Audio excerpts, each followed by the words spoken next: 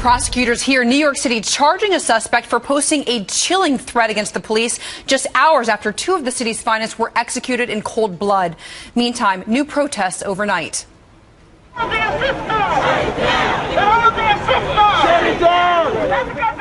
Hundreds of protesters flooding Midtown Manhattan despite a call from the mayor to hold off until after funeral services for the fallen officers. David Lee Miller live in our New York City newsroom. So, David, what are the protesters saying about the mayor's requests? Leah, some of the protesters feel emboldened and angered by what the mayor has asked. The demonstrators argue that the gunman who killed the two police officers was not part of their movement, and they say authorities are using this as a pretext to silence their message. Last night in Manhattan, some of the demonstrators shouted such things as "killer cops have to go," and they carried signs that read "jail killer cops." They also called for New York's police commissioner to be fired. There were no arrests. Earlier in the day, there was a broad coalition of activists who held a news conference at the steps of City Hall. Some of the rhetoric was as fiery as ever. Murdering pigs is what they are pigs. Get away with murder. They get away with impunity. And this has to stop. And people are going to be out on the streets on New Year's Eve demanding that they stop murdering our children. On New Year's, the demonstrators are planning to march into Times Square.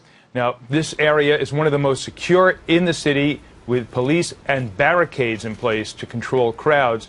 So it seems like they are positioning themselves now for some type of a showdown. Leah? Now, David, what are the latest threats? Well, police say that they have beefed up security at two New York City precincts in Brooklyn, not far from where the two officers were slain. According to a published report, members of a gang called the Black Guerrilla Family are planning to attack these two sites. And while it's not clear how credible this threat is, SWAT teams have been deployed as a precaution.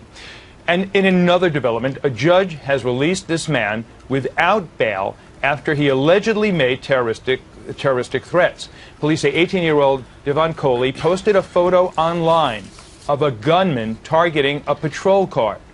It had the caption, "73 next," and that's the precinct where Coley lives. Prosecutors sought a $250,000 bail. The judge called the posting stupid, but said it would be wrong to use the current climate as grounds to set bail. Coley is waiting trial now on two unrelated cases, and if convicted of making these terroristic threats that he's charged with, he could receive as much as 7 years in prison. It's a serious charge. Wow, it sure is. All right, David Lee Miller, live in our newsroom. David, thank you.